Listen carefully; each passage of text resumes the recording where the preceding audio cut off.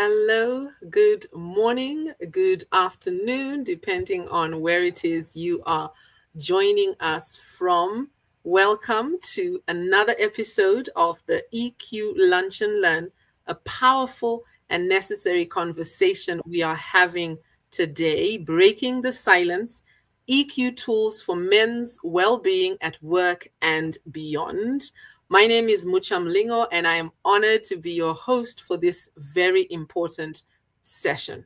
Today, we're delving into a topic that is often overlooked but so deeply needed: men's emotional well being. In many professional and social spaces, men are expected to stay strong or man up, and this results in them often suppressing their feelings, all whilst balancing the pressures of work, family, leadership, and life. This silence around emotional wellness can take a toll. And this episode today is about breaking that silence.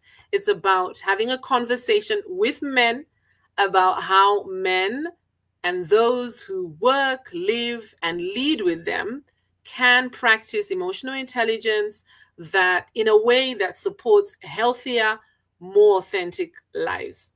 Whether you are a manager, a team member, a partner, or a friend, this conversation is for all of us.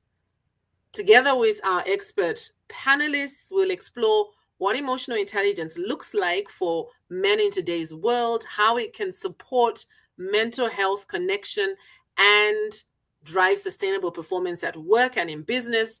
And we're going to talk about some real life strategies that my panelists have utilized to foster greater self-awareness, resilience, and emotional safety, both at work and in their lives in general. So we encourage you to listen with an open heart, engage in the discussion as always, and reflect on how we can each play a role in creating spaces where men show up fully, not just as providers or performers, but as whole human beings. So get comfortable, grab your notebook, and don't forget your lunch, and let's get started.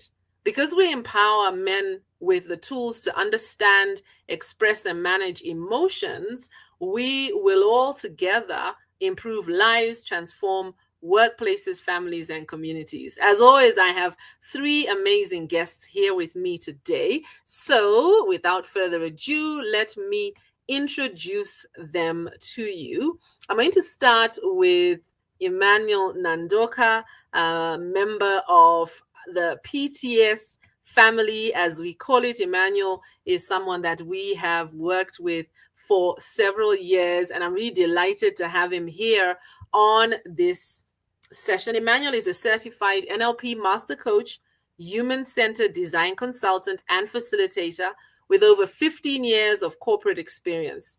With a background in education, counseling, midlife transitions, and organizational development, Emmanuel has a broad outlook and understanding on the dynamics of life and the human element in all these spaces. Outside of work, Emmanuel enjoys reading, music, and service with his wife Joy and their two homeschool children and 3 dogs. If you want to learn more about Emmanuel or connect with him, you can connect with him on LinkedIn, and we are going to share his link there so that you can connect with him. Emmanuel, it's great to have you. Thank you so much for joining us today. Thank you. Awesome. So next up, I'm going to bring to the stage Morris, Mr. K.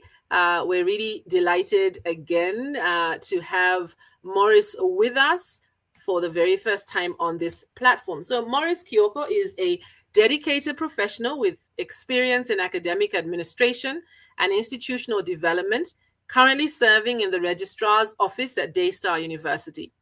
With a strong background in system support and academic systems, Morris is passionate about improving organizational efficiency and service delivery through technology. He is also an adjunct lecturer in the computing department. He is actively involved in alumni engagement as a board member in Daystar's University Alumni Association. As before with Emmanuel, if you'd like to learn more about Morris or connect with him, you can find him on LinkedIn, and we have shared the link to his LinkedIn profile in the comments. Morris, thank you very much for joining us today. Sante, thank you very much. Awesome.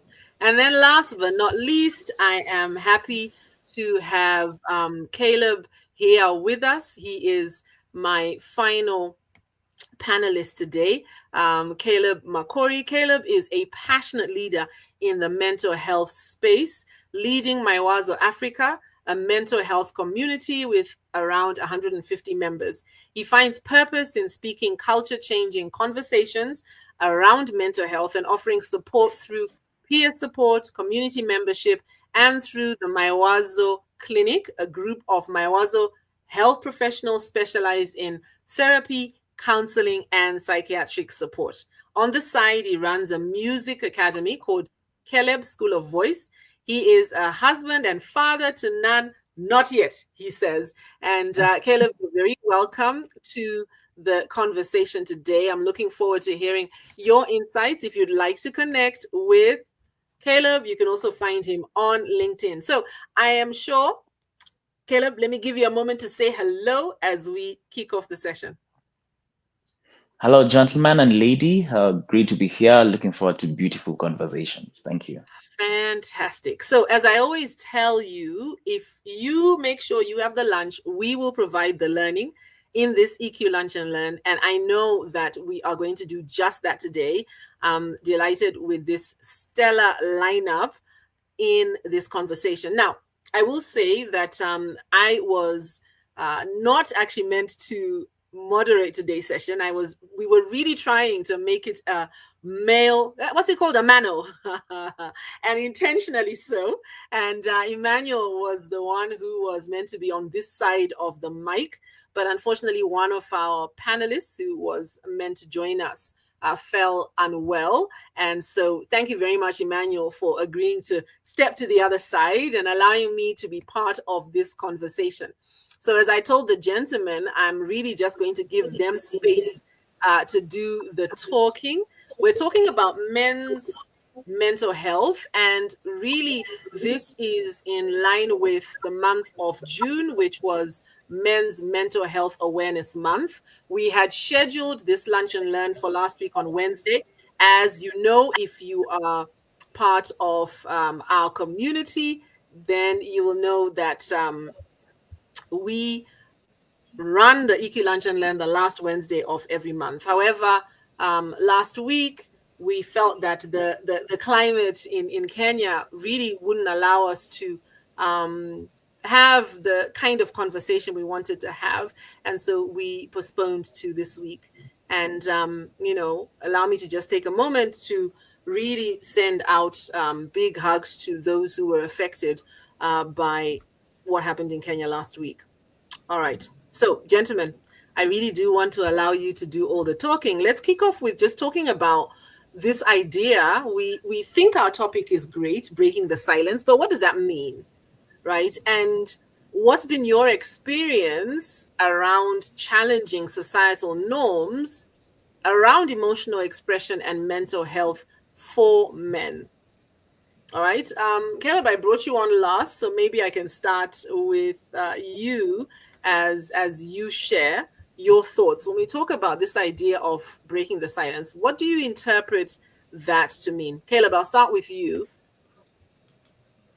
Thank you. I believe all of us are Africans here, and part of growing, we were told mwanaume ni kukaa ngumu. That is Swahili to mean a man is being hardy. You have to brave, you have to brace everything, and you are not to talk to people about your problems because you're a man and a man can handle his problems. And so breaking silence simply means breaking away from the tradition of silence, men suffering in silence, because you can be silent, but definitely suffering is part of life. We all suffer in one way or another, emotionally, physically, mentally, socially. But what sets apart the generation of the future that we are creating and the generation of times past is the ability to come out and say, hey guys, I think I'm suffering. I think I'm going through something and I need help. And so to me, breaking the silence is breaking the cycle of suffering without anyone coming to your rescue. No one is an island. No man is an island. We all need each other. We all need support systems. We all need peers. We all need people, shoulders we can lean on. And so it's very important for us to appreciate the importance of speaking to somebody. We can be a friend, can be a family, can be a professional, a health professional, a therapist, a counselor, your religious leader, just anyone. Some Yeah. people speak to their children. So just find that person who will listen. We say we listen, but we don't judge. Yeah. Thank you. Yeah. Fantastic. Thank you very much. I love that. Mm. Breaking the tradition of suffering in silence. Morris, let me come to you and just ask you again, just really reflecting on the same question. What is your take on this idea of breaking the silence, and perhaps why it's important? Yeah, thank you very much. Just like one of my panelists has spoken about the African norms, there is Mm, that long-standing cultural norm that without some expectations as you grow up as an African child. I don't know whether this came later after the civic education or was it there in the traditional yeah, African heritage yeah, when people are being taught at home on how to be yeah. the men. So you find that when it comes to these scenarios, there are words which are being used. Be strong, be a man. So you keep on wondering, how does a man have to be? What exactly is this thing that a man has to be that they should not be? And then I remember when I was growing up in primary school, there were some characteristics that we were not supposed to portray as young boys, especially being so overexcited for no good reason. You'll be slapped for just laughing anyhow and being so excited for no good reason. You need to be serious. You need to show that as man, you need to be there. You have to grow showing that you're not a joker. You don't have to be Mm, laughing anyhow. So some of us grew up with a very strong faces because we were told kucheka cheka ovyo ovyo, hiyo ni mambo ya wanawake. Don't be yeah. laughing. So, so that kind of a norm and just being told that you should not even seek assistance when your mental health is not okay. First of all, even men, they don't understand what is mental health. Most of them who we Mm, grew up with, they do not understand men ever have a mental problem. It is just a mm, cycle men have to go through, and when they go through, they have to act like men. Somehow there's something which was pumped in your head and you told you are an African man, you should not be emotional, you should not mm, seek any kind of, you should not be talking to people how you feel about, you should not be vulnerable, you should not express yeah, any kind of struggles in your life. If you have facing any struggle, you should not express them. That is not being a man. And that is what yeah, exactly we are here to speak about. How can we yeah. break that? I Thank you. love it. Thank you. Thank you very much, Morris. I think that you've really, yeah, just added layers to what Caleb said around the expectations. Emmanuel, just your thoughts on the same. Yeah, thank you. So I think breaking the silence is about saying that there's a better way to live as a man. Mm, We can rewrite our future, and that can make a difference in the generations to come.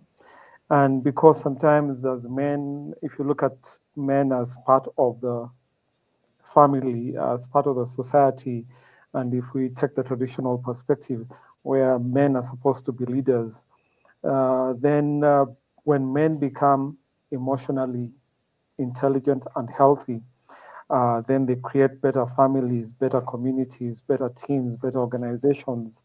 And when they're not, people say that wounded people wound others. And so some of us as men are the biggest causes of mental anguish to people around us. Thank you. Yeah, so true. Hurt people, hurt people. I like what you said there, Emmanuel, that breaking the silence is about saying there's a better way to live as African men. I think that's a really powerful statement, right? That we can choose to do differently, regardless, as what Morris described, regardless of this narrative that existed as we were growing up. And we can make a conscious effort to shift that going forward. So thank you very much for sharing. Let me pause for a minute and just say hello to those of you who've joined us online. Thank you very much for joining us for this really important conversation. And we'd love to hear from you. When we talk about breaking the silence, what does that mean for you? Especially if you are a man who is joining this conversation, but equally for those of us who support the men in our lives. So the wives, the sisters, the mothers, what is breaking the silence for us?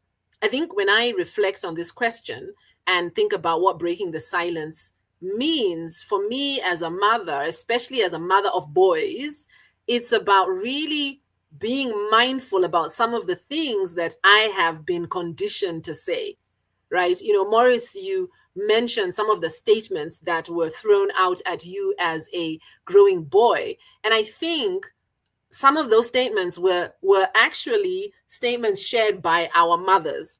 And I think for me as a mother of boys, I breaking the silence to me is about really being intentional about the things I say.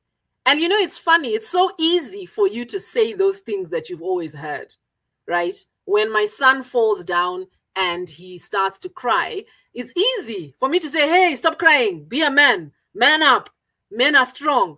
And it's like, I really have to stop myself and think, what kind of message am I, you know, what kind of message am I giving to my children when I make statements like that? So I think from a female perspective, breaking the silence is about being mindful of some of the things that we say and do that actually create the very problems that we're trying to address.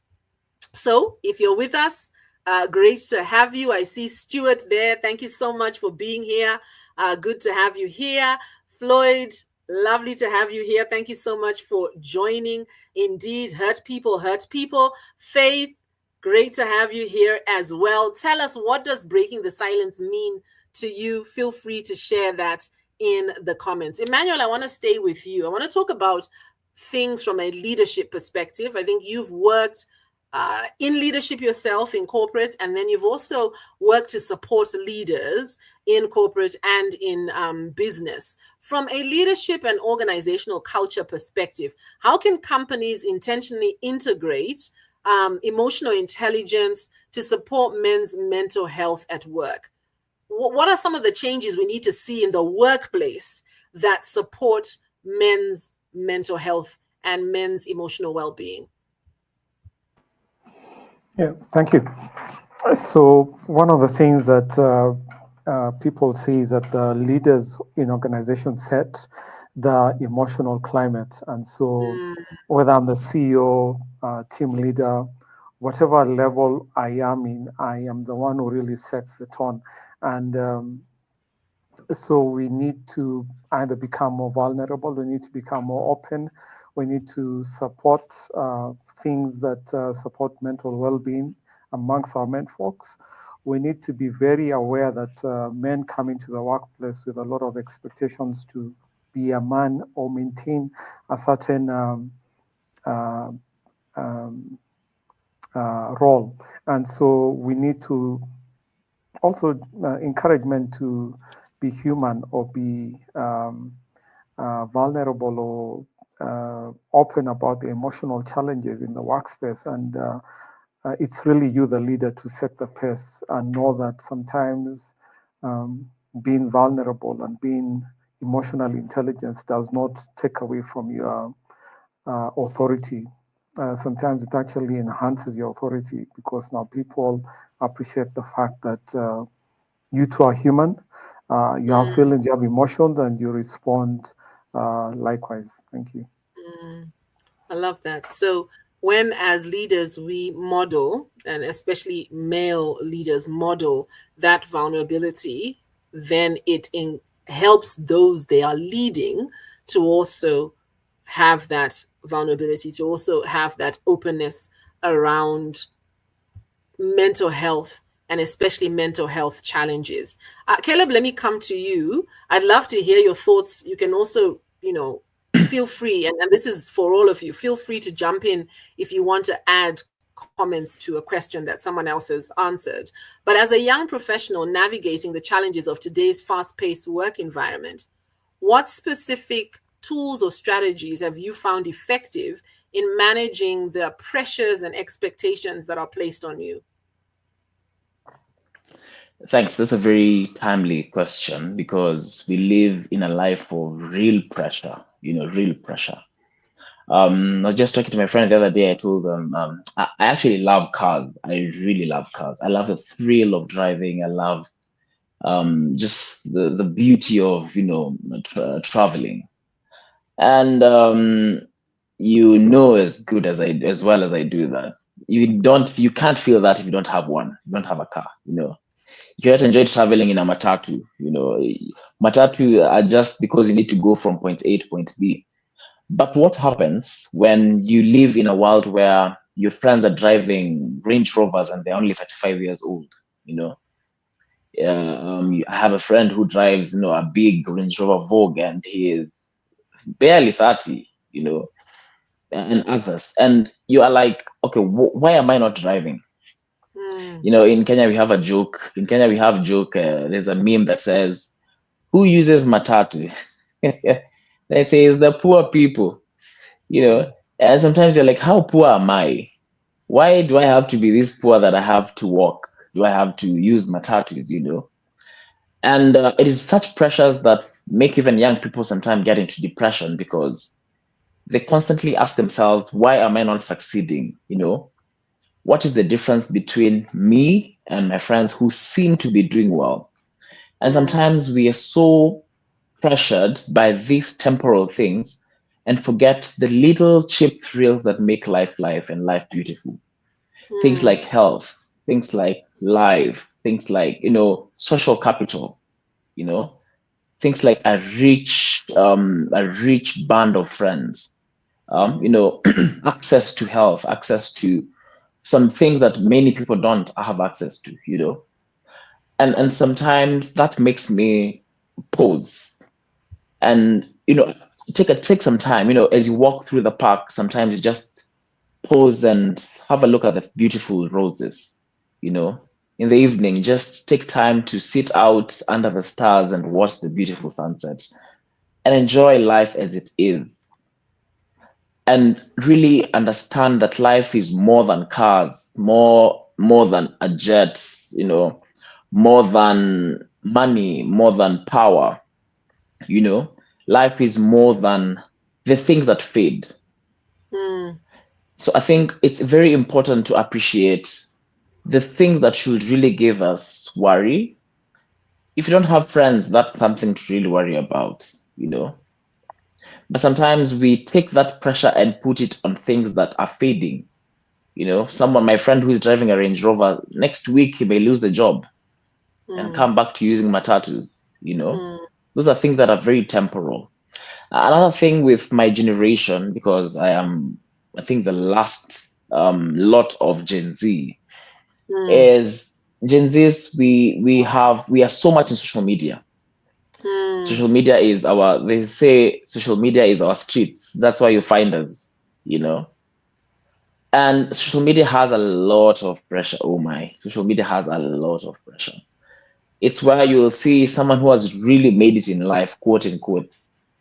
And you don't know, maybe he just hires a car for 1 week and does different outfits and goes somewhere, goes to Machakos and takes 150 photos, and posts them for 150 weeks. And he ends up looking very successful. And that's where we place our pressure. That's where we see life as is. We see ladies who are on skincare routines every morning, dipping their faces in ice water, and a hot shower in the evening with some really nice food at 5-star hotels. Now you don't even know how they got there, Yeah, maybe they were just taken there by a friend, and they took the time to sneak in a few selfies, and put public pressure on us unsuspecting social media users. Yeah, Yeah. and we end up killing ourselves because of the pressure, and yet this guy will just go back to his quote unquote stressful life, Mm. yeah, after that post. And so it is teaching ourselves to look beyond the page, look beyond the post, you Yeah. know, being immersed in the world of reality, understanding that life is not the posh and pimp, but life is the authentic self, you know, basking in the not in the glories of what we think life should be, but in where we are, appreciating the little steps that we make every day. Mm. I think also another thing that is important to me is being flexible and adjusting. Mm. If employment is not for you, try entrepreneurship, you know, because I actually know of someone who committed suicide because they got a first class honors and they were jobless for 3 years. Mm. And they were asking, why did I work hard? Why did Yeah. I sleep late in the night and wake up at 4? Well, my friend who was skipping classes and even missing cuts is making it in life, Yeah. how unfair can life be? Yeah. And so it's important to know that it is not route A that always leads to success. Try route B, try route C, you know. Sometimes take the longer route. You don't Yeah. have to always wake up tomorrow and find yourself a successful CEO, you know. Um, so it is trusting the process, knowing that it is not a walk in, it is not a wake up and succeed type of life. Yeah. You have to Yeah. go somewhere and then Yeah. climb to another space, climb and climb up the ladder. A Mm. ladder has steps from from below. The first step on a staircase is not halfway through up, you know, it starts from the very bottom. Yeah, I wouldn't want to use bottom up because it's a it's quite an unpopular thing. I but hear you. but you get the sense. We always start Yeah. from Yeah. the Yeah. bottom From the and bottom. and walk slowly Yeah. Yeah. through the Yeah. hierarchy of life.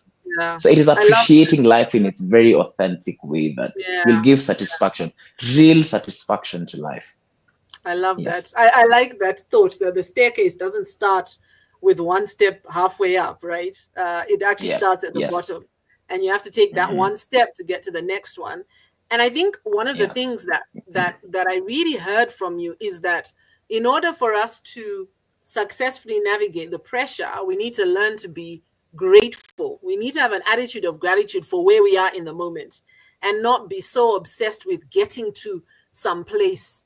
I think that's the biggest challenge we have, that we become so fixated on a destination that we stop enjoying the process of getting to that destination. Because I think successful lives aren't just about getting to success, so however you're defining success. It's about enjoying the journey there as well. And I think that's really important. So thank you very much for your insights. Morris, Mr. K, I want to come to you. You work a lot with students and staff.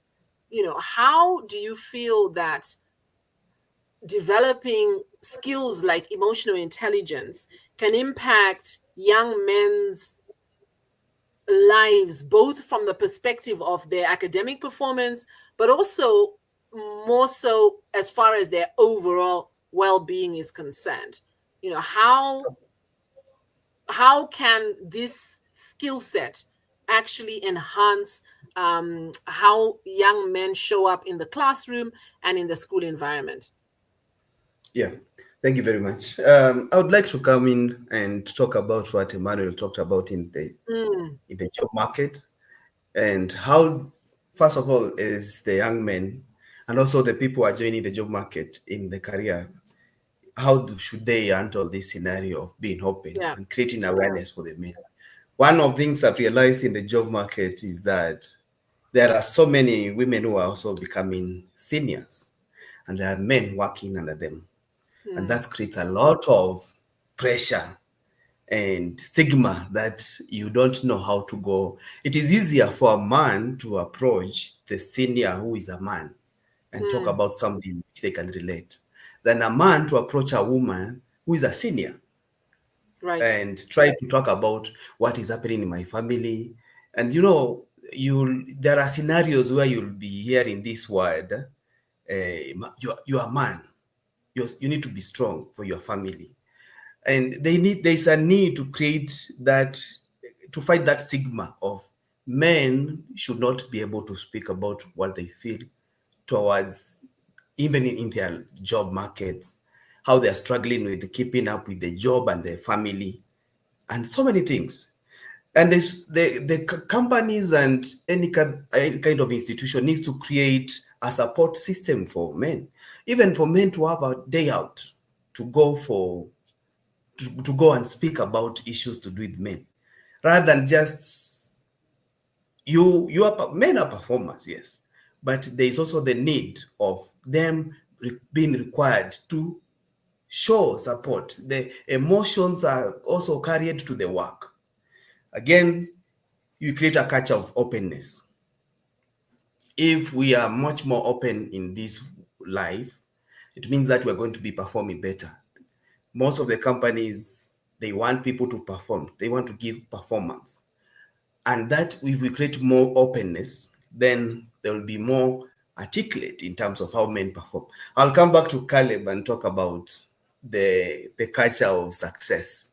Now, how do we measure success? Success is measured in a way that most of people who went to school and they assume that success is supposed to be in form of money. There's a lot of way you can measure success.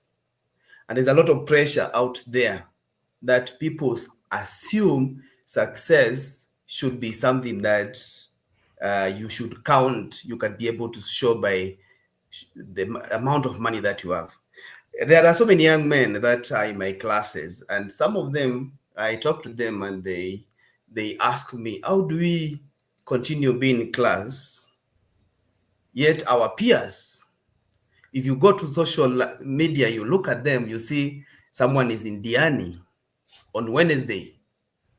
It's Wednesday, the class it's at sometimes at 11, but you look at their peers are in Diani, and you are now trying to tell this boy, kindly just put more energy into this, it might pay off at some point. And then they ask you, now I was in the same school with this person, and the way they are doing, they seem to be doing much more better without what I'm doing.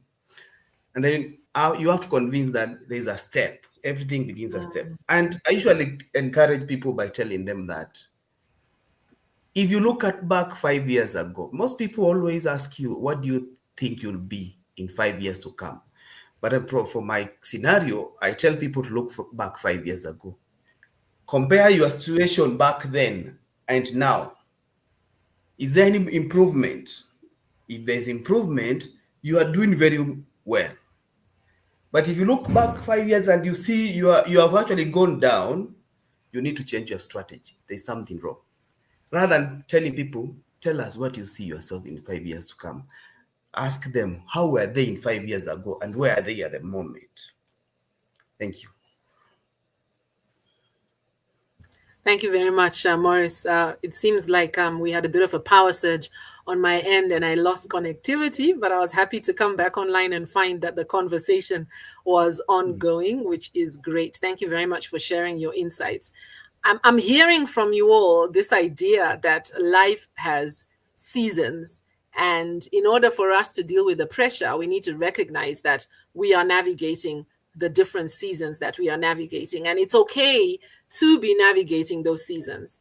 And I think that we need to be kinder to ourselves. And I think this is a message going out to the gentlemen out there to be kinder to yourself and, to be mindful that society can put pressure that really is unnecessary. I saw a comment that came through that I wanted to share with you. For some reason, I can't see the comment anymore, but there was a comment from someone that talked about what breaking the silence is for them. And no, for some reason I can't seem to find the comment anymore, which is a shame, because I think it was a really great comment that came through. This idea that, yeah, indeed, we need to change the narrative. I think the point that the individual made when they were sharing their comment is that we need to change the narrative. I think when I was logged out and I came back in, I've lost access to the earlier comments. So perhaps the team can just share, if you're able to just reshare that comment so I can see it again. But the gist of the comment was the fact that we need to change the narrative. That's what breaking the silence is. It's about changing the narrative. And at the end of the comment, the individual said, knowing about it is not enough, right? And I think the challenge to us, those of us who are partners to men, those of us who are mothers of men, those of us who are leading men, those of us who are spouses to men, but also for the men in the room, the challenge is, how do we actually take action? And I think that at the end, we will come back to talking about some actions that we can take. All right.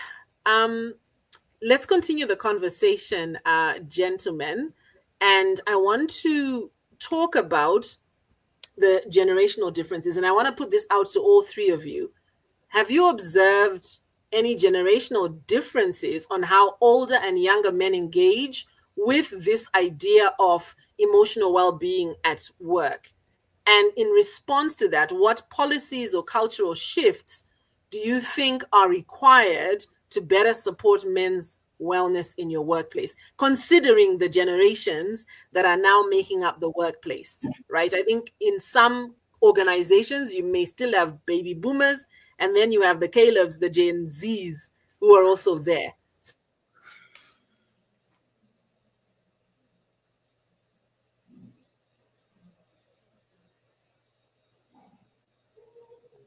Who goes first? Do I go first? Okay, I think I don't know whether she has sung. Something happened to her. I don't know whether she was done. Okay. Yeah, I think she had a problem. You can. I think you can just proceed. Okay, I think she talked about generations, different generations, and how they should engage in terms of emotional well-being at work. And one of them is there are different levels of people working in the job market today. And you find most of the senior level management is in the baby boomers and the older generation. Then the millennials, now they are taking more of the middle level management. And now the Gen Zs are coming now at the entry level. But it also depends on the structure of the organization. So how will that knowledge be passed down from different generations, from the older generation to the millennials to the Gen Zs? That is where the challenge is, because there is a lack of understanding between all these different generations in how they communicate. For me, I'm a millennial, and I know how I was brought up in terms of work ethics is everything that you've been told to do, you must do. You don't question anything. You never question any scenario. And one of my mentors told me, even if you feel like you have to question something, you know the truth. If you've been told do this thing and this and this, if your superior thinks this is how it works, you go ahead and do exactly how you think it works. But you never tell them how you did it. They will always assume you did it exactly how they expected to be done.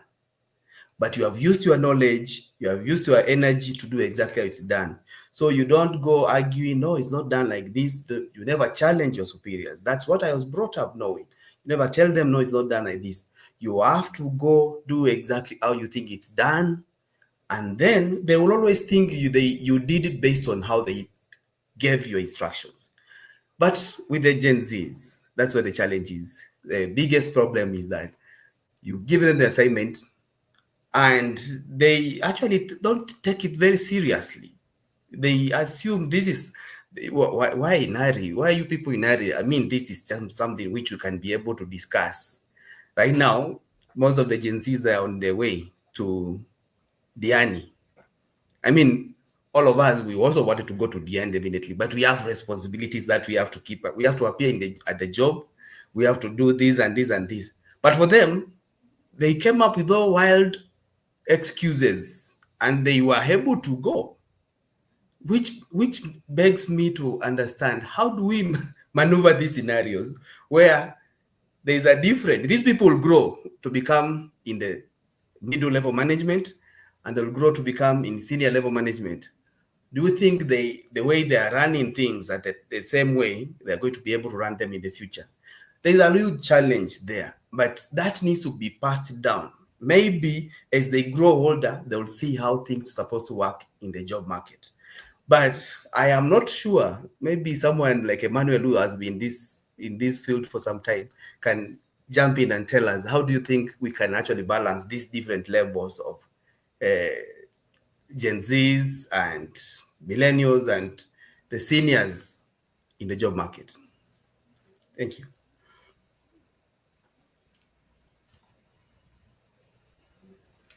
I'm not Thanks. sure whether Emmanuel I'm not sure if I'm is audible here. again. Yeah, you're Emmanuel audible. looks like Emmanuel. he's frozen. Can you guys hear me? Yeah, Emmanuel Yeah, seems we to can be hear you. having issues just like me.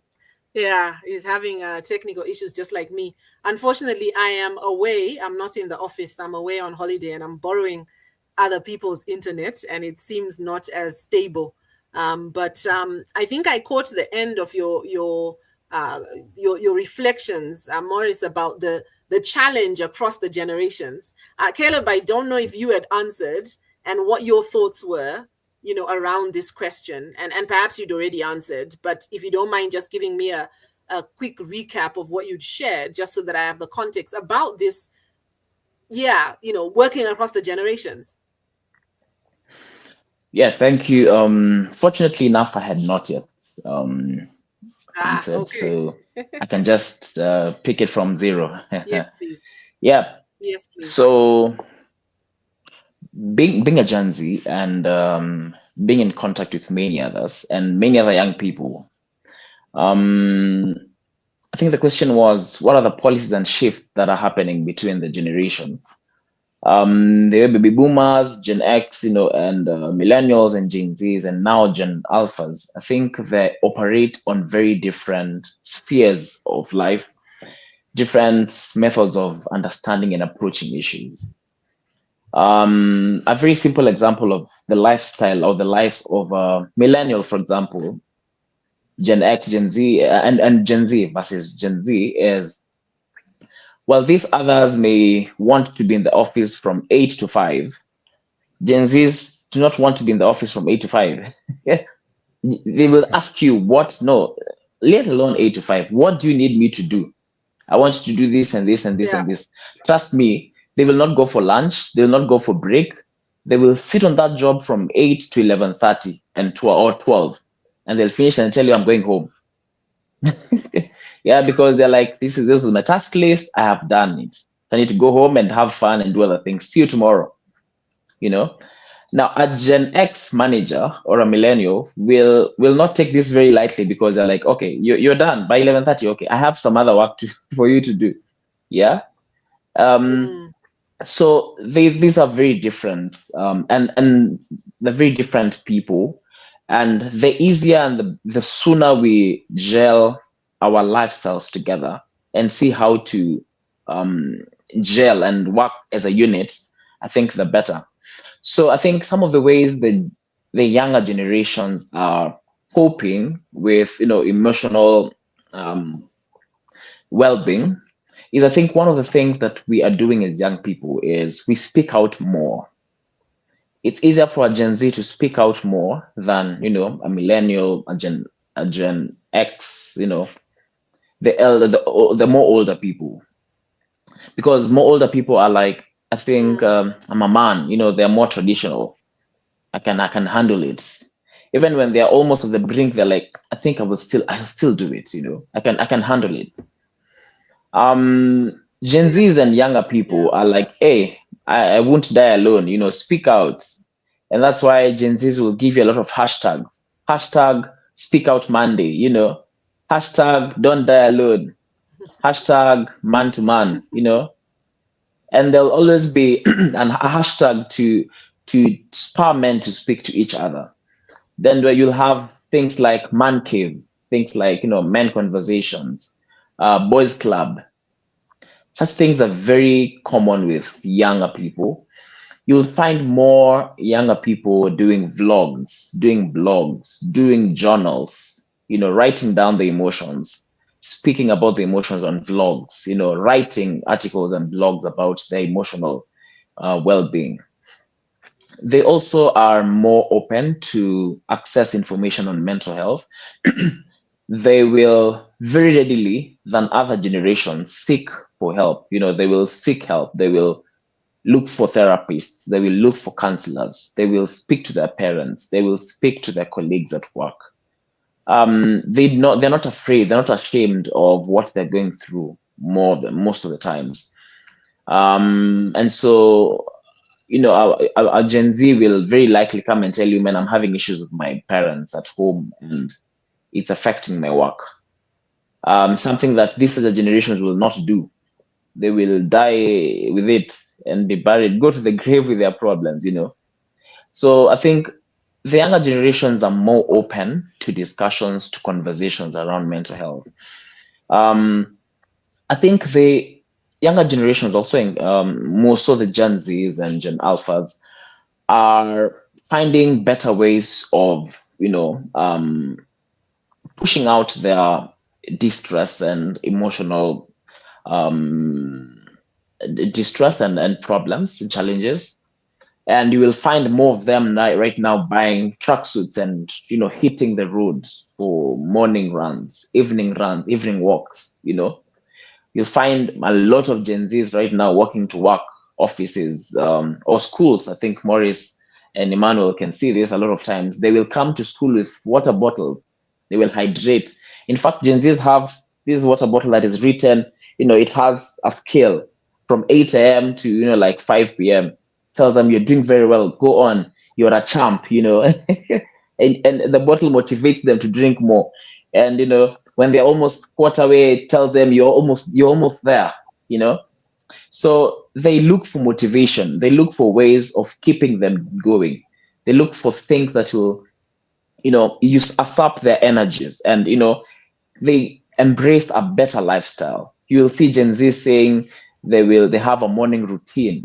They have to pray, they have to meditate, they have to go to the gym without fail. They eat more healthy.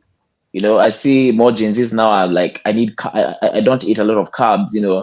Yeah, very interesting ways to look at diet. They're more keen. They're watching their diet. They're watching their weight. So I think they're more aware about lifestyle and knowing that lifestyle has a direct correlation with your emotional, with your mental well-being. Gen Zs and younger generations also are keen to forming meaningful relationships, meaningful company. If you go to on a typical Tuesday afternoon and go to Gen Z WhatsApp status, they will have very interesting captions to their statuses. Yeah, yeah, they will tell you if they don't care, don't keep them. You will have very interesting ways of showing that they care about their well-being, and if you're not there to help them, you can go. They don't need you in their circles. So they're very open. They're very they don't shy away from speaking about it, from keeping friends who can help them. Gen Zs will say things like cut you off. If they feel your emotional baggage to them, they will cut you off. Yeah, I think it's a very common phrase. Cut you off. Cut the people who are not helpful to you off. Cut the toxic people. Toxic relationships is also a very common term in these generations. They don't tolerate toxicity. They don't tolerate redundant friendships. They want progressive friendships. They want value addition, work environment. Gen Z will simply come and tell you in the office, Emmanuel, that hii office yako inijengi, they don't feel like you're adding value to them, and they will leave the next day. In fact, they will not even write a resignation letter. They will just leave. Tomorrow, they're not coming to work. They just send you a WhatsApp message, tell you, I'm tired, I'm not coming tomorrow. So they're more outspoken about this, and they are very keen to ensure that nothing pushes them back. And I think last thing on this finally is they will very readily use technology to make their works easier, because they are like, why should I be pressured and stressed over a 6-hour job, and I can use an app and do it in 2 hours or 30 minutes or 1 hour, And I think that's why they are on the forefront of innovation and, creation of technology and utilization of it at the same time. They will come and tell you, sir, I think we've been doing this job in this way. Why do we do it? Why don't we use this app? There's an app I saw somewhere, there's a software that I saw somewhere we can use and make our work way easier. And the boss will be like, okay, interesting. And you find that what was keeping you in the office for 8 hours now keeps you for only 6 or 5 or 4 or 3, Yeah, he will tell you, why should I be on traffic every day, shoving around with touts on the matatus, and I can just work from home, from the comfort of my speed 5G internet, Starlink. Yeah. So I think they have an interesting way. We have a Yes. very interesting way of looking at life. And the sooner Yeah. these generations come together move Yeah. parts together and more Yeah. smoothly, the more we will let off Yeah. these pressures that, press us down every single day. Yeah. Thank you. Yeah. And I've also Yeah. realized that Gen Zs, they speak a lot, but when they write, That's they true. don't. Yeah, Gen Z speaking a lot, but when I've dealt with them in class, and Yeah. they love to talk, but when you tell them to put things in the writing, they write very briefly things. But give them opportunity to Yes. explain, they will explain up to the next day. Mm, They used to mm. write in short text messages, not Yes, they're two-page used to essays. sending. Yes, exactly. Yes. Emmanuel, it's A good Yeah, to lot of have you back. I know you were abbreviations. challenged. Yes, yeah, yes. Emmanuel, Yeah. share your reflections, please. yeah. For the old men in the house, let me speak. 50 plus. Uh, so I think one of the things that is happening to the older men, first of all, we are getting into a space that is different. I think there's already been allusion to that, where technology and other things are coming to play, and we are beginning to see in some spaces, our value going down. And so we find ourselves no longer being respected, being treated in the ways that we saw our fathers being treated. And so you find men struggling, older men especially, trying to find their place. My team members don't respect me the way I respected my bosses. Um, I still believe I need to be strong and silent. That's how I saw my father. We are long suffering. We're not as rash as Gen Zs. Um, we are seeing spaces where the older you get, the less valuable you're seen. So we are struggling to remain relevant. And all this takes a big toll on our egos as older men. In our families, in some of the spaces where we were once king, our children are challenging us, our wives who are more empowered are challenging us. And we are finding the world shrinking for us. And so the older men are really struggling. And so some of us are retreating to uh, our bottles. Some of us are going through what some people call a midlife crisis, where we're thinking, I'm not going to go down. Let me try.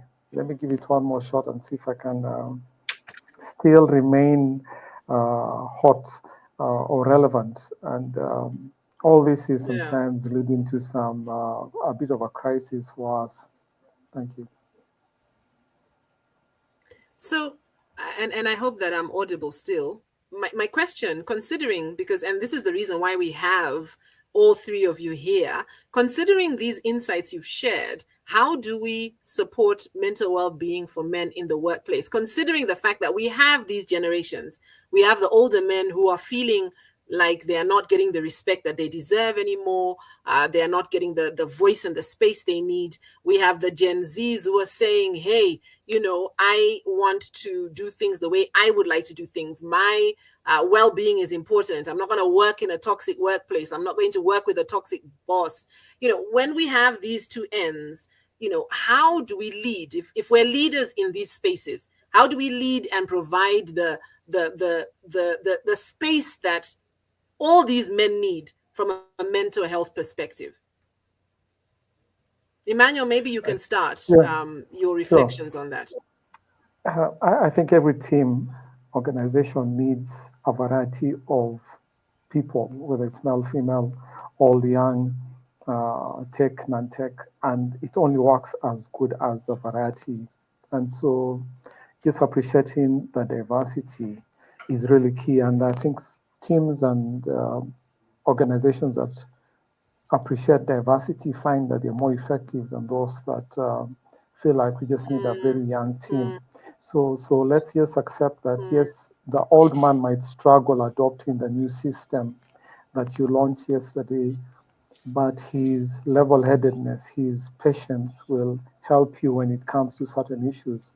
So appreciate that fact. And then let's see how we can accommodate even some of their, you might say, their preferences. Uh, they might be more comfortable with face-to-face meetings than long chats online and others. So let's see how can we factor that in so that we also design and support them. They might want to work in an office, not at home, like the young ones. So don't push him to work at home if that's not his cup of tea. Um, so let's figure out how we can accommodate this variety and, as some people see, create a hybrid, not just work formula, but even a hybrid work environment that caters to the variety we have. Thank you. I like that. Maurice, I'm going to come to you next and then I'll hear from you, Caleb. But before I do, I think you raise a really important point that diversity makes us stronger. If the entire team works in a particular way, that actually doesn't make the team stronger. The team is stronger when we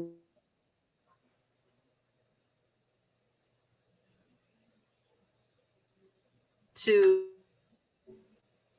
The team are reminding me to just mention the fact that coming up next week on Thursday, we have our EQ 101 series, a session that is run every quarter. We're bringing it back due to popular demand. And so every quarter we'll be tackling an element of emotional intelligence. And this session is going to be on self-leadership, which I think is an important element when we consider how to navigate the spaces that we find ourselves in at work. So you can visit www.pts.co.ke/EQ101 for more details. And I'll come back to share more. Maurice, I'd like to hear from you, your reflections. How do we create the space that allows all the generations of men to feel safe so that they can thrive at work? Okay, thank you very much. One thing I mentioned is about the mental. We need to build a mental health culture in our organization that anybody can be able to share and make it more comfortable, so that people do not feel like there's a gap, and that gap is what is creating people to have a difference. Another thing is to empower the young men, because now they are coming to the job market and there's nothing we can do about it. They are the next leaders of today, not tomorrow, because now they are now coming in the job market. We want to empower them, and also when you empower them, we have to recognize these people. They want flexibility. They also want transparent, and that's why the government and the Gen Z have been a problem. The government is not transparent on how they are using our money. Gen Zs have started paying tax and they're feeling, oh, I am paying all this tax and I'm not sure what it is doing. So the government keeps on saying, oh, we are going to do this. And the Gen Z are feeling, why are you building a chapel in State House? Or why are you building a church in State House? It doesn't make sense. I mean, there are so many churches people could go to.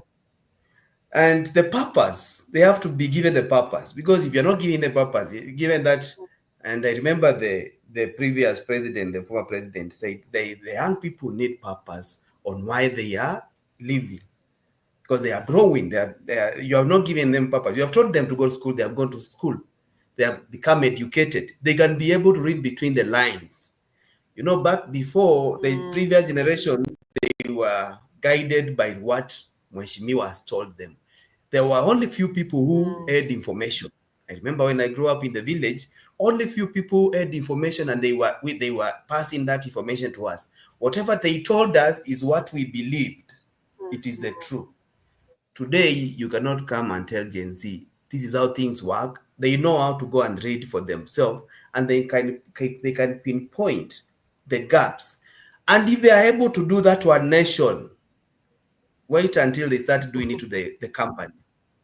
Because they'll come to the company, they'll start looking at the structures, they start looking at the policies that you have created, and they start pinpointing, I don't think this is fair. You people, you created these things back in 1990s, and you want those policies to work for us. So another thing which needs to be done is policy change in the institutions and the companies. And also to absorb this culture. You reset the culture. The culture which was there is not working anymore. You have to reset it. And also you have to acknowledge the difference in terms of the older generations, there's the Gen X's, there's the millennials, and the Gen Z's. The way they act and the way they do things is totally different. Thank you. Thank you. I like that. Caleb, your thoughts? Great, interesting perspectives. Just to add ingredient to it, something that is very important and dear to a Gen Z will be a good and supportive environment.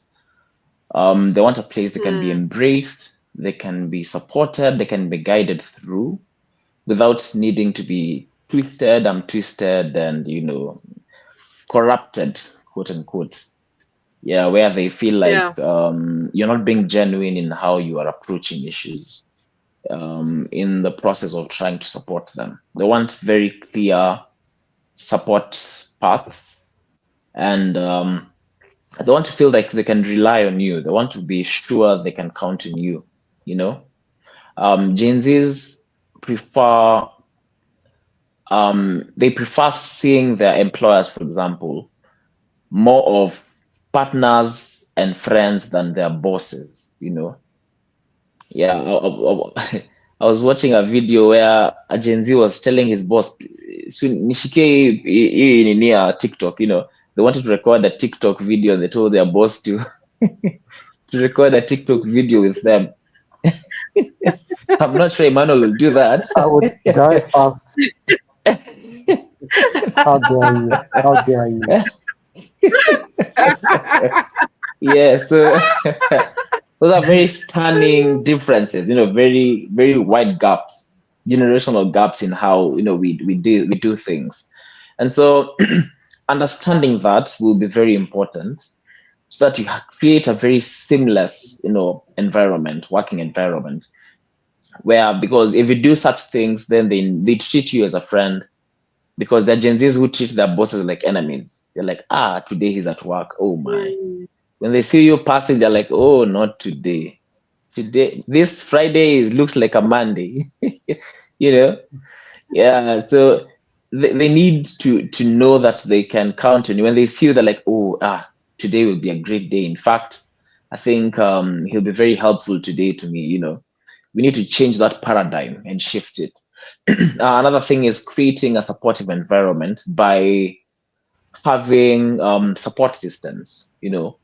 Most of the youth pool working environments have peer counseling sessions. They have a company counselor where you can go to the counselor 30 minutes a day and talk to them, and you trust that they'll be able to help you through what you are what you're going through. So there's a support system where they know they can be helped, they can get support, they can get guidance.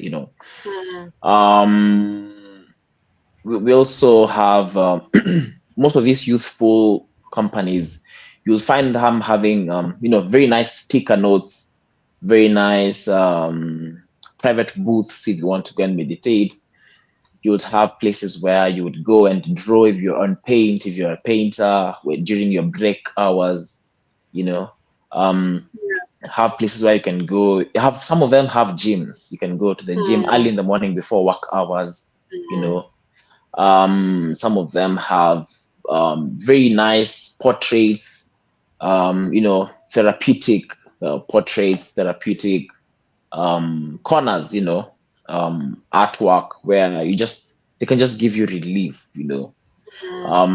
some of these places have also very youthful managers, so you don't just have all the managers are like people, they're almost retiring. So yeah. So you literally feel the gap, you're Yeah. like, hey, must I talk to him? You're like, no, I think I'll just keep it. Yeah. So you need people who are approachable. They have a balanced management. Where as you have if you have a 50 years old manager, line manager, also have another line manager who is 30 years old, to be so that you also empower them, so that you also make them feel that. So I can also be a manager at 32, So I can be a manager at 29, and so they have hope. Even if they had lost hope in work, they are like, okay, I think there's hope. There's hope for growth, for development. I don't have to wait to be a 60 to be a CEO, Yeah. I can start now. So grooming them to be leaders. And I think Yeah. one of the last things is creating a culture. I think Morris talked about this.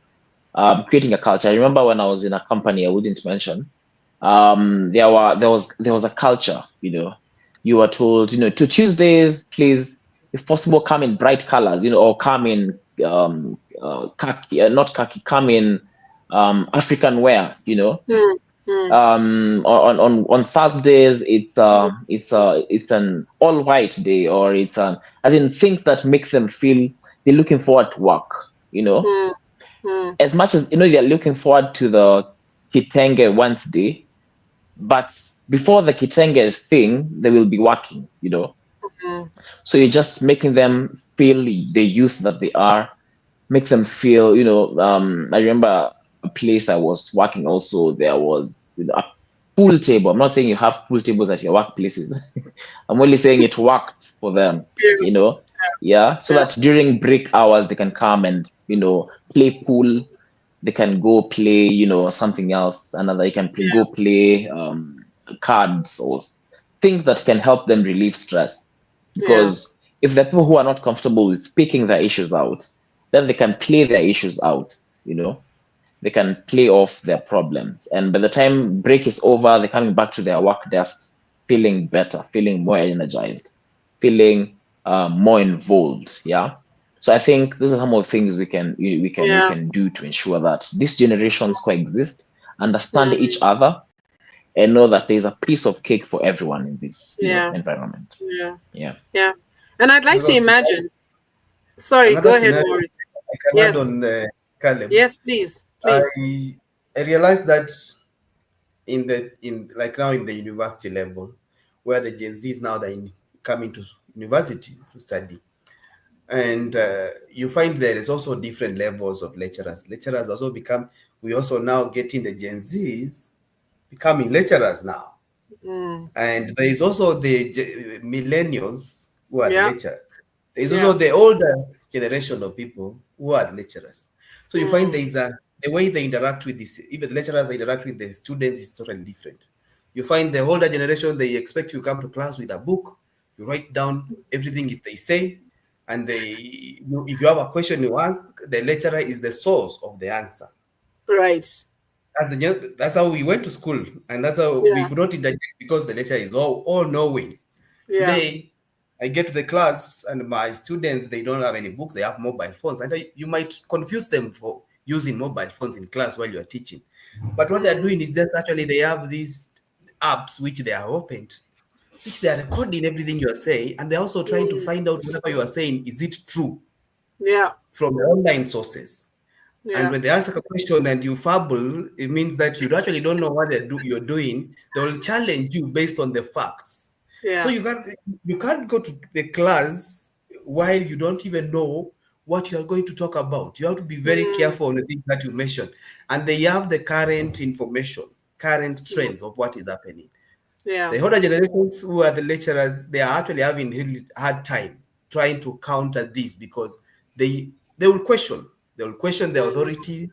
If they are mm. able to question the president, who are they not able to question now? Thank you.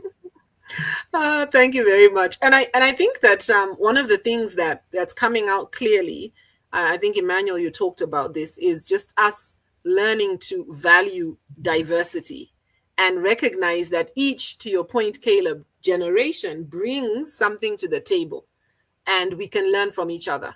I think that those of us who are the older generations can learn from the younger generations, especially when it comes to expressing ourselves, when it comes to asking for what we need, rather than maintaining that code of silence that existed before.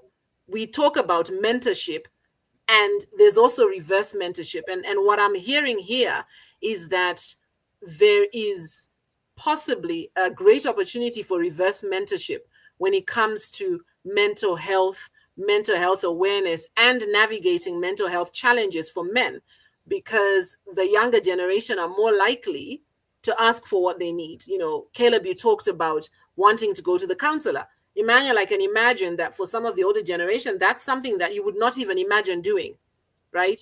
You would rather just suffer in silence. But if we are truly going to change the narrative, then I think we need to see more leaders who actually leverage on the energy that these Gen Z and Gen Alpha will ultimately bring to the workplace, and actually appreciate them for that energy they bring, and appreciate them for, you know, their openness to exploring ways that will ultimately support them and their emotional well-being. I think if more of the older leaders are able to do that, you will find that then there is an appreciation that happens across the generations that will create an environment that is better for all. Before we go to our last round of questions, let me just say to those who are joined online, do you have any questions for my panel? Please share your question in the comments, whether you're in Facebook, you're on LinkedIn, or you are on YouTube. We'd love to hear from you. Ask whatever question you have, and we'll put it to the panel. Allow me to just mention again the EQ 101 webinar series, where we're really helping you to build your EQ muscle one quarter at a time. So we're bringing back this series we ran in the past, where every quarter we'd have an online webinar, just 90 minutes. And it's really just you coming and working on a particular EQ muscle. Most professionals know emotional intelligence matters.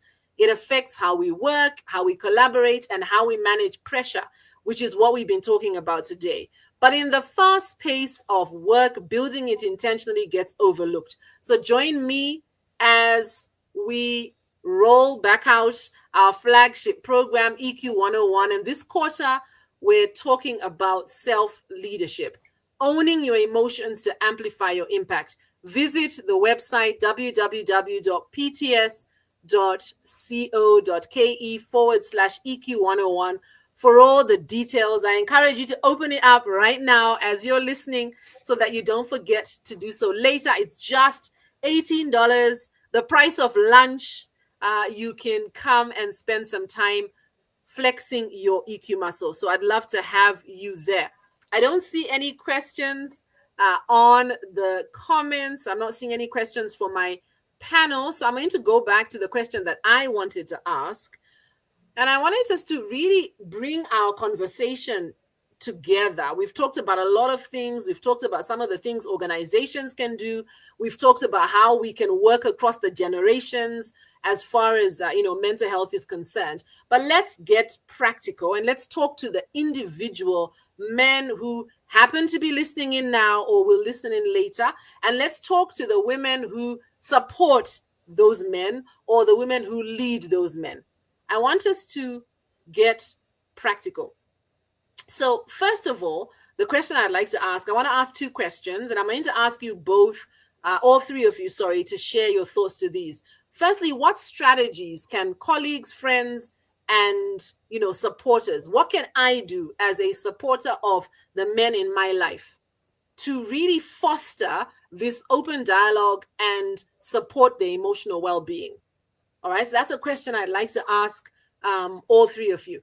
For those of us who are looking to really support the men in our lives, what are some of the things that we can do? And I'd love to hear, possibly 1 to 2 things from each of you. So we're talking about practical strategies, 1 or 2.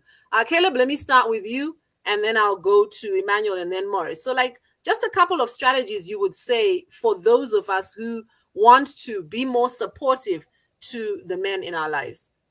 Caleb, over to you. Thank you. I think one of the things that will be very important to give would be real support. And what I mean, when I talk about real support, I mean, if you're married to someone, for example, and they're struggling with things, can they count on you? There's a very common saying that men go out and fight the whole day and come back home and fight again. So your whole life is, you are a warrior. You're fighting. You're fighting. In the morning when you go to work, and fight in the evening with people you shouldn't be fighting with. And so, can they count on you? Can they know that I'm going home and I'm going to a safe place?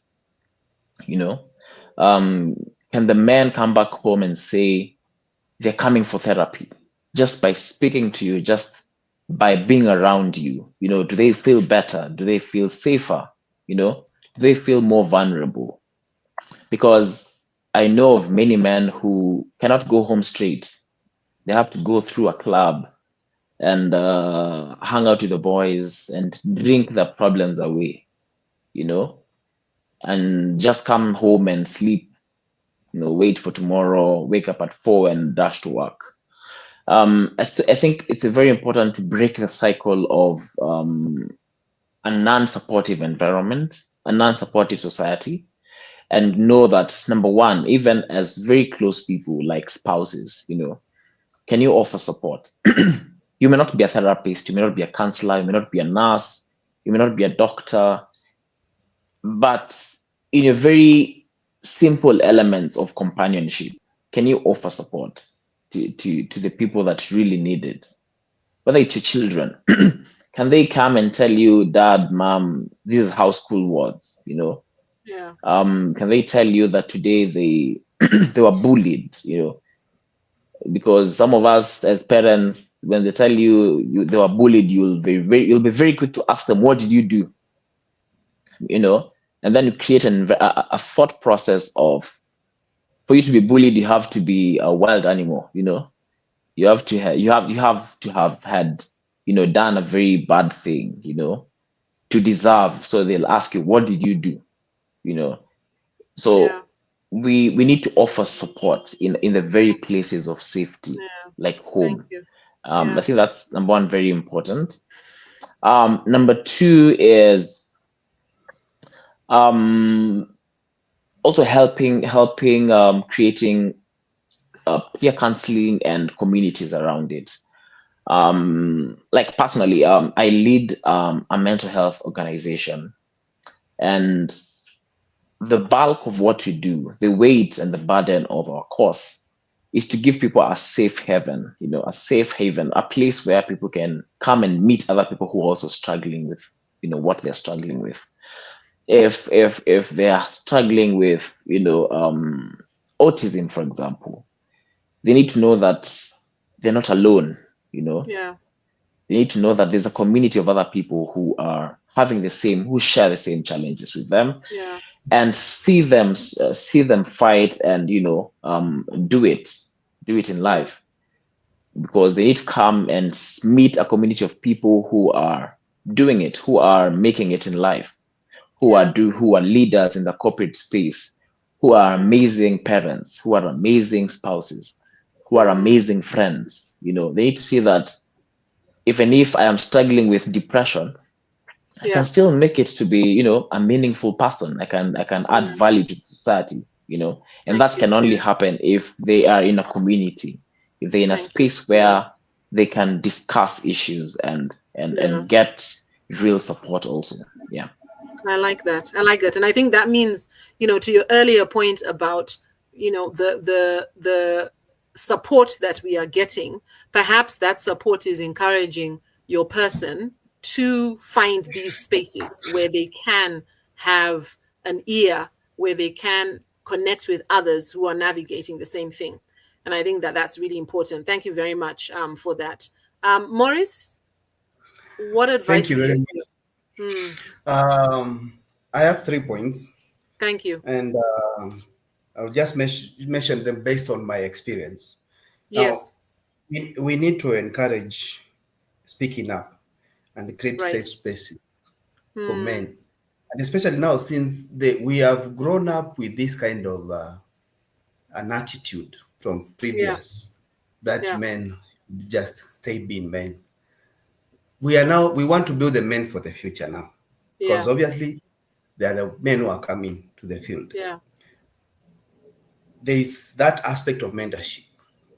Definitely, mentorship is a key when you want a man to grow to become a responsible man in society, not just a man, because then a man will grow and will be seen as a man in the society. But what about the responsible man in society? So that mentorship is key, because you find some of the men, as we grew up, some of us, we did not get any mentorship from anybody. The world, and you know, they used to tell us the natural forces of this world will fold you, will make you, will guide you on how to become a man. Those natural forces, some of them did not work for us. And we took a long turn to figuring out how do we live in this worldly safe. And some of us ended up becoming so rigid into change because there was no mentorship. So that to encourage people speaking up and creating safe spaces and building a mentorship program for men, them to be able to grow. The second thing is to keep the doors open. If men want to come and speak, do not, when they are ready, they will come. They do not put too much pressure. Like, you know, people like to put pressure, or you need to seek therapy. This is coming from women. Women are the ones who give men too much pressure. You must go to therapy. You are not doing very well. Just keep conversation open. Don't put pressure, because men, they don't work with pressure, to be honest. Let me be honest. If you try to put pressure on me, I do the opposite. So you have to make sure that you keep it open, keep the conversation open, encourage me to seek that help, but don't push it to me as if it's must. And the other thing is to open therapy programs to be accommodative, so that men can be willingly just walk in and speak about their issues, talk about what they're going through, and not feel like it's an intimidating program. Thank you very much. Thank you very much. Emmanuel, I'd love to hear from you. Yep, I think it's important for us to show unconditional acceptance to our men folk, and just tell them that whether you are strong, whether you're weak, whether you are hurting, we still love you, we still respect you, we don't think less of you. And just make them understand that nothing takes away from them being a man, especially being emotionally aware. Thank you. I love it. I love that point. I think that's a really great point for us to begin wrapping it up. Emmanuel, I'll stay with you for your parting shot. Then Caleb, your parting shot. Maurice, your parting shot. Beyond imagination, I see as Gen Z increasingly enters leadership roles, how should organizations rethink traditional workplace structures to align with their demand for flexibility, purpose, and rapid growth without compromising long-standing values and stability? I think we touched on this a little, but this will require a lot more thought. And I think that that's a great topic for a lunch and learn. How do we repurpose our organizations considering the shifts when it comes to the needs of the workforce? So thank you very much, Beyond Nation, for that comment. I saw it, but I feel like that's something that we really need to spend a bit more time unpacking. And I want to invite you to join us again. We will bring that up as a lunch and learn topic. I think that's a great topic that's quite pertinent for the time that we are in. So, gentlemen, your parting shots as we share. Emmanuel, Caleb, and then Morris, what's your final thought as we wrap up this great conversation? Over to you, Emmanuel. Thank you. I think for improved mental health, every man must, first of all, just be self-aware. We need to become a bit more in tune with our emotions. We should not dismiss them. We should not question them. We should know that emotions are data. We should also be very deliberate about the choices we make in terms of how do we both express our emotions, how do we process our emotions, how do we manage our emotions, and how do we even relate with people. And then let's challenge the scripts that we've been fed over the generations and say, we don't have to repeat or be stuck in that script. There's a better, brighter way for us to live and be. Thank you. I love that. I really like that point. Caleb, go ahead. Great. Yeah, I think it's also very key to understand that we live in a very diverse world, with different perspectives, different age groups, different generations, different styles, and different, different environments, different places of growth and styles of growth. And so it's the first step is understanding that we are different, both in perspective and in personality.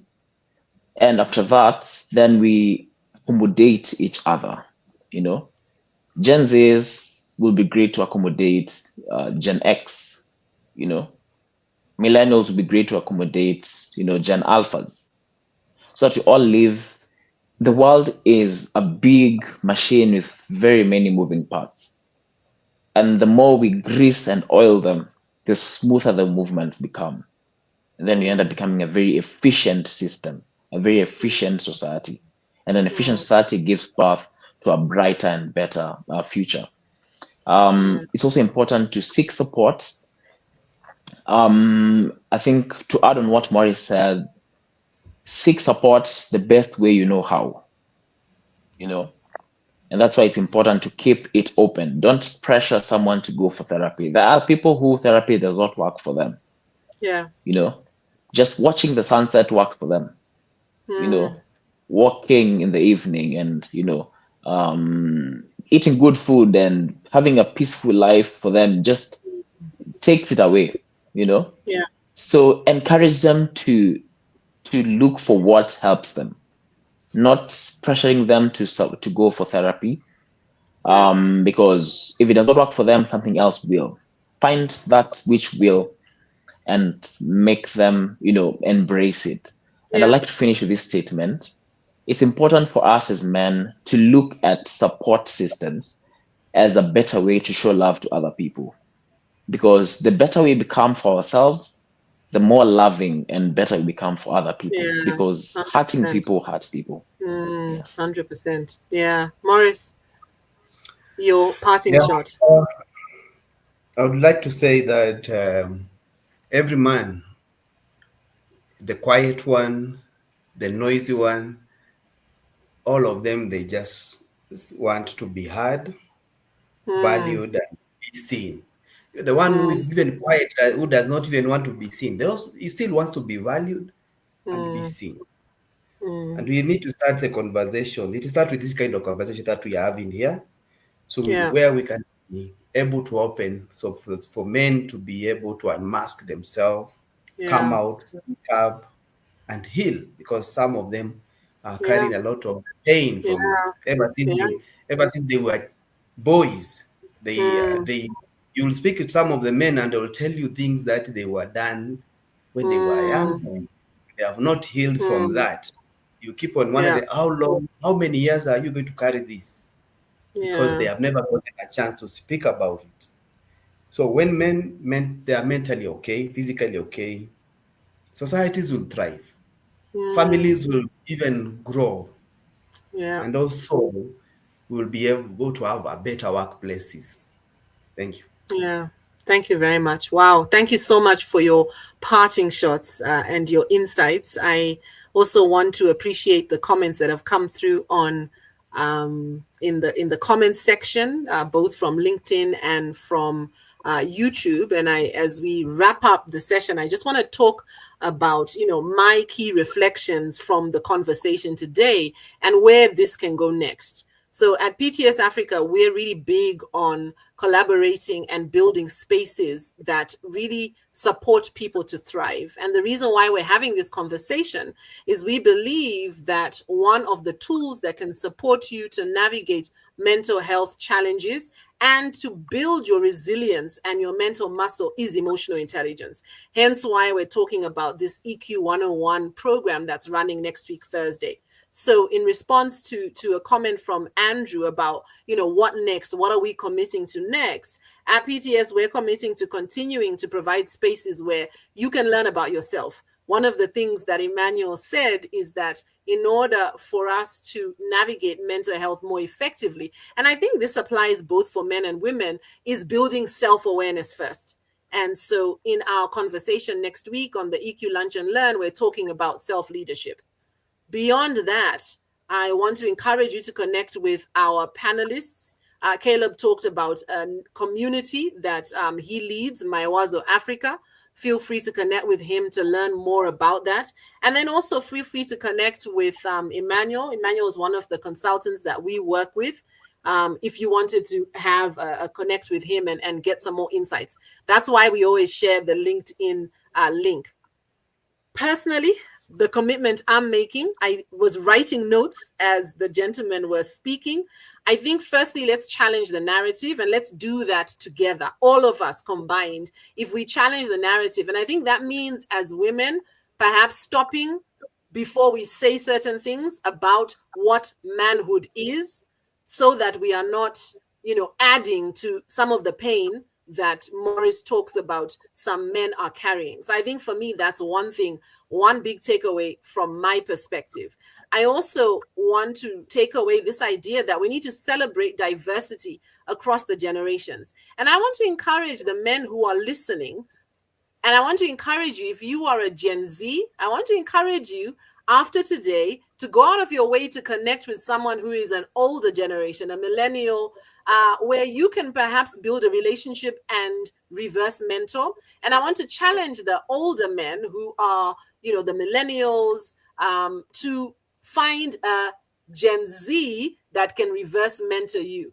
So that is a challenge I want to put to the men who are here, and just tell you to reach out and build those mentorship networks that Maurice talked about. Maurice talked about the importance of mentorship, and we should all find spaces for healing.